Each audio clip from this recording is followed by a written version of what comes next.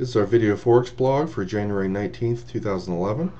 And one of the things that we recommend all traders do before they even start the day trading is just look at the currency meter and see which currencies have a weekly and monthly trend that are down, such as the dollar and the yen. The dollar is clearly darker red, which is weaker than the yen.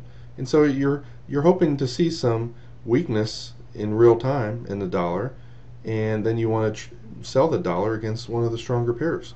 The euro has an extremely strong weekly trend, the monthly trend pretty decently strong. The Australian not quite so good because the weekly trend's far less strong and the monthly trend's down. The pound has very strong weekly and monthly trend, and the New Zealand also has a weekly and monthly trend that's up. So preferably, if you saw some strength in the pound, you'd want to trade it against the weak dollar, but starting around midnight and even a couple hours before that, the pound was weak. And so really last night there was only really one choice. The euro was strong, the dollar was weak. So in the Asian session last night, the absolutely best opportunity was most likely to be in the euro dollar. This doesn't work 100% of the time, nothing does. However, it works a very high percentage of the time, as you can see here. A couple hours before midnight, daily, weekly, monthly trends up. This one came down and found support at the hourly. You might have got in this trade right here right around 7, or when it broke out of its narrow range 4 inside bar on a 4-hour period. The weekly and monthly pivot levels are right there, so it could have stalled here. This might have been the maximum profit, but it shot through there and it kept going up. You had some counter trend sell signals right here. Maybe you got out of half your trade and then you trailed the rest of your position. Upper containment band is usually a decent place to get out if the momentum isn't off the charts like this one wasn't. But you might have got in this trade here at, let's say, 3,400. Maybe you got out of half with 33 pip profit and the other half with about a 50 pip profit. And notice on the pullback right here, the euro was one of the strongest pairs. The dollar was one of the weakest. You got into that trade right there. You put your stop right underneath the swing lows low by a few pips. And then this started going up to the upper containment band, kind of ran out of steam. Also didn't have off the chart strength.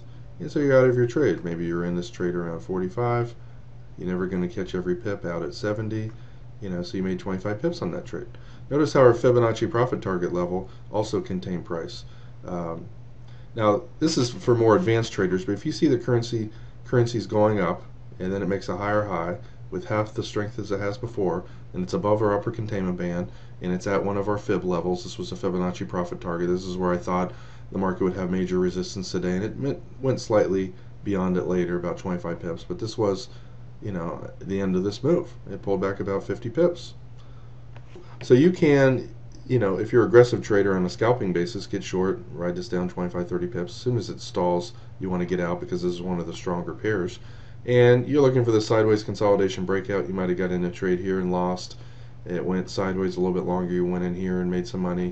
This pullback trade right here, just shot up past the fib level. Anytime it's above the upper containment band, first sign of the momentum slowing down, look to get out.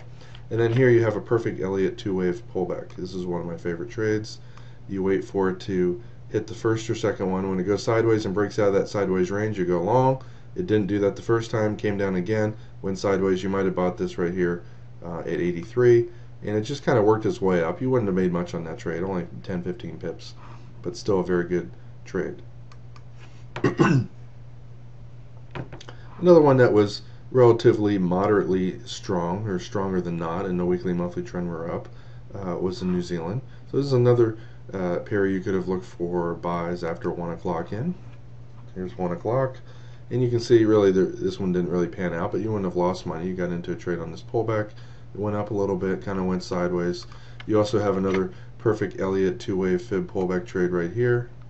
In this case, it went a little bit past the 1.618, hit the 1. Or the 2.0 level. Usually when that happens on a tick chart, I'll wait and see, and a lot of times I'll wait for some kind of a move up, sideways action, and then when it breaks out of there, go long. You're long here around 50, and you can see it shot right up to the monthly high, right at the upper containment band, and it didn't have off the chart strength, so it's very likely to stall here. So whether you made 10 to 30 of those 30 pip move up, it's hard to say. Now once a currency breaks down underneath the hourly, and especially has off the charts weakness like this, you're looking for some shorts right here. The weekly and monthly trend are up, so you're not likely to get too many pips on a trade against the longer term trend, but most of the time it will work its way down to this fib target. You would have sold right here around 31, and then it kind of stalled here at 12. It's good for 20 pips. Pretty high probability, and most of the time that you fight against the longer term trend, 10 to 30 pips is usually the maximum that you're going to find. You can also spot this later on today at 9 o'clock. The dollar started to have some strength, and the New Zealand was one of the weaker pairs. You could have also traded the CAD, which has a weekly trend that's down at the same time. The dollar CAD would have been a much more high probability short. Oh, I'm sorry, buy. Take that back. The dollar was strong, the CAD was weak. Here's 7 o'clock. This was going up. It kind of went sideways right here. The only downside of this trade is we have a fib level here that was very likely to have some selling. The first time it hit, the second time it hit. And that's why one of the things we teach in class is the third time will get you killed as far as doing counter trend. And the opposite of that's true. Anytime you see a resistance area get hit again, the third time it gets hit, or if it goes sideways the second time it breaks out, it's very likely to go up because stops are likely to get hit. Now this one only went up 20 pips, but it's still a very high probability trade. When the market starts off and you're at a fib level, it's best to avoid this, because if it breaks out here, it's likely to go here. And you can see these had major buying and selling at them today. Try to avoid currencies that have, are stuck between major support resistance areas like this.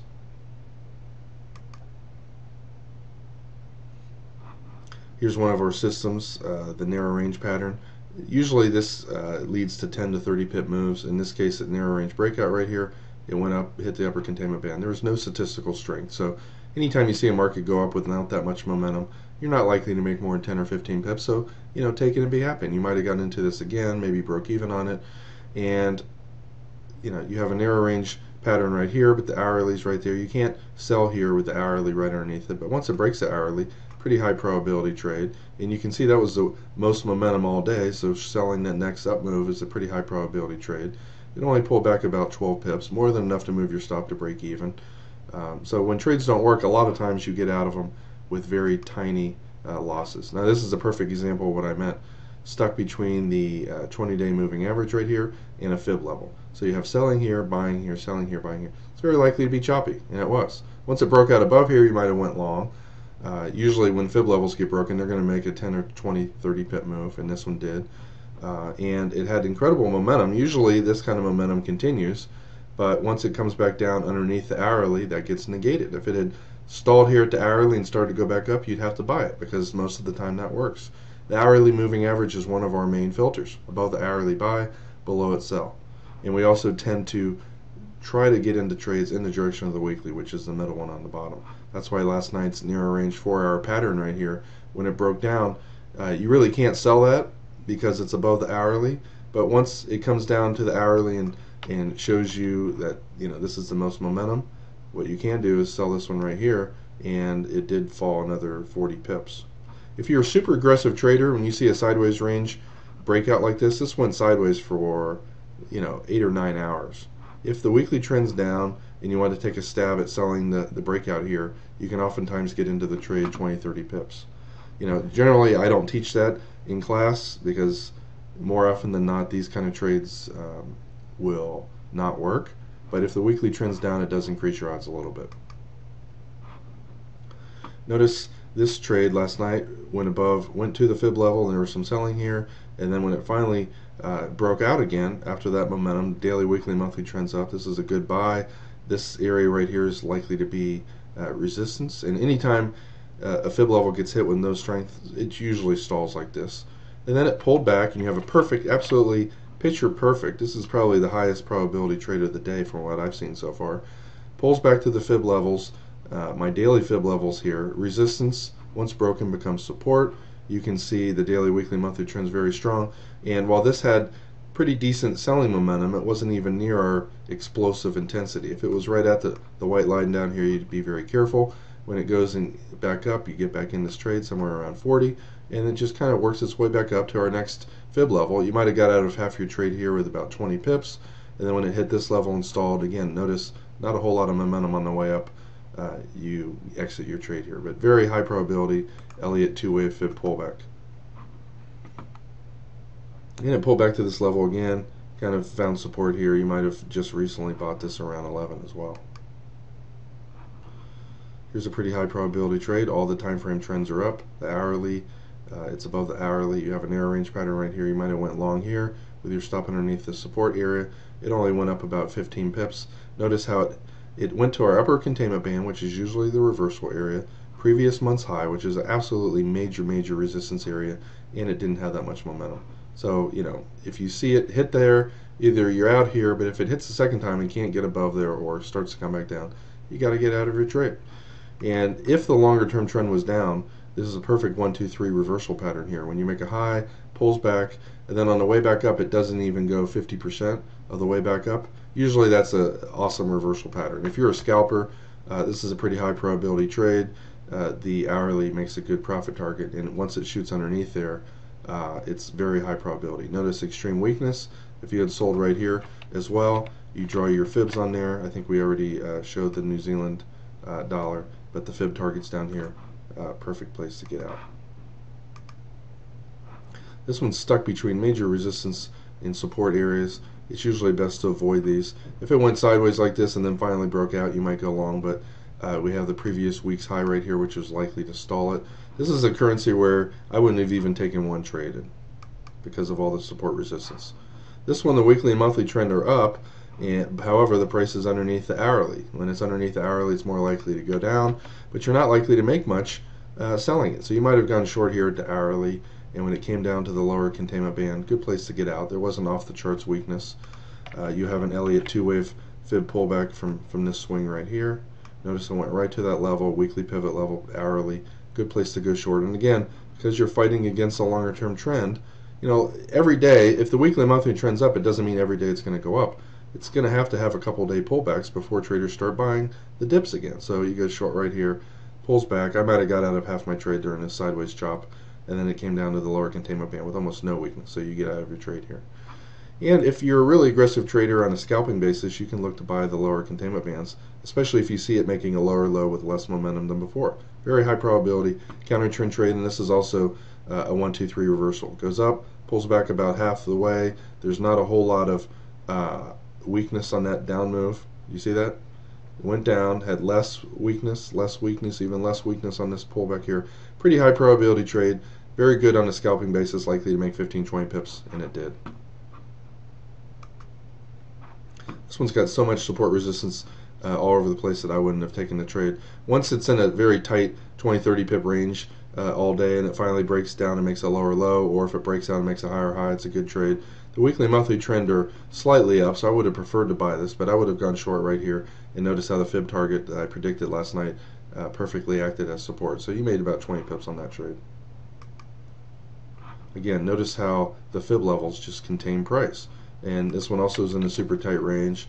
When it breaks this low here, very high probability. However, the weekly and monthly trend are so strong, so the first sign of support at any of these levels, you want to get out, but it just fell like a rock. So you probably would have got out of the trade somewhere down here near 27. You're short around, let's say, 60, made 30 pips on that trade. Pretty decent. CAD yen also stuck between two fib levels and major support resistance areas. There's so much here that, you know, there's really no good high probability trades. The weekly trend is down, so you prefer selling it. You might have gone short right here, went right down to my fib target, and notice just to the pip reversed. You know, you might have only made 15 pips there. It pulled back up after having extreme weakness. You go short again, you made another 15 or 20 pips. Pretty decent trade.